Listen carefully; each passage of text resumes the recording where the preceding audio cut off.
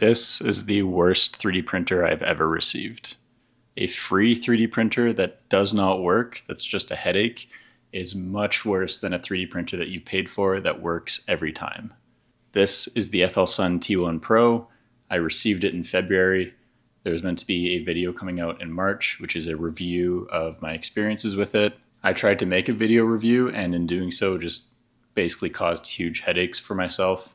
This thing basically didn't work from the get-go. I got a couple good prints, and then it just started failing nonstop with a firmware disconnect issue. When you dig into the logs, it says that the firmware disconnect is caused by a temperature discrepancy between what it's asking for at the hot end and what it actually is getting back as a reading.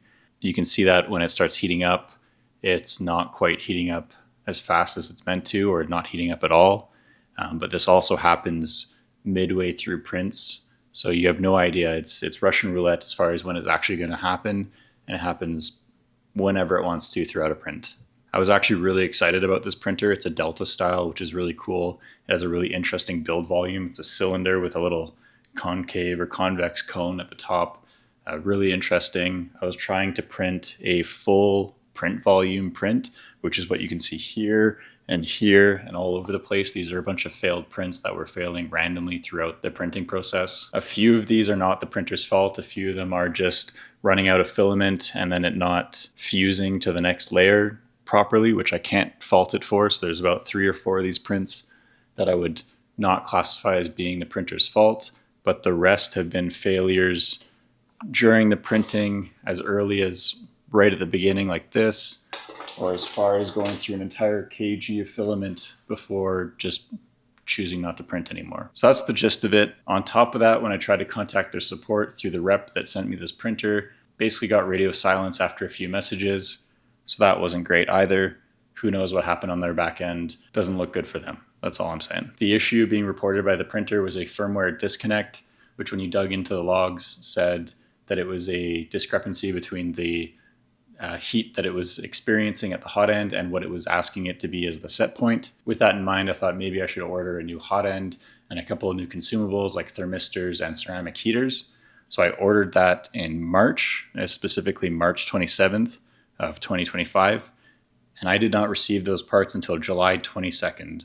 So basically a full 4-month gap for spare parts on a printer, which I think is kind of ridiculous. If you're going to have spare parts available for your printer, they should be available on the shelf, ready to go. 4 months of downtime for some people means a lot of lost profit and just not getting to use a printer that they paid for.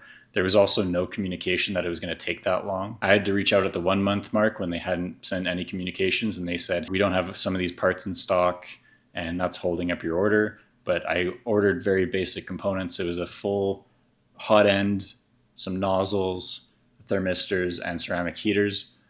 Realistically, things that should be on their shelf waiting to go for when things break down or when you need those consumables to keep printing. In troubleshooting, I tried to do factory resets. I've gone through a couple sets of their firmware updates while owning this thing because they've come out every couple months. I've done a hot end rebuild. I've done a hot end replacement entirely. So this whole unit at the base, replaced that, thinking maybe I could try and track down the issue that was happening. I pulled this entire piece apart at the top, which is where the main board lives, made sure that all the connectors were seated correctly.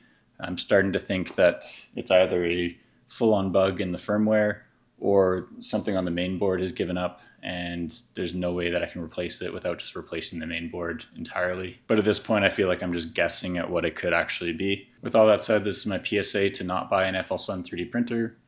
I don't feel like they're going to want to work with me after this video, but it is what it is. This thing's caused nothing but headaches, and just trying to avoid someone else going through the same thing. So that's that. Let me know in the comments if you want to see me hit this thing with a hockey stick. That's kind of where I'm at this point. That's it for today. See ya. Bye.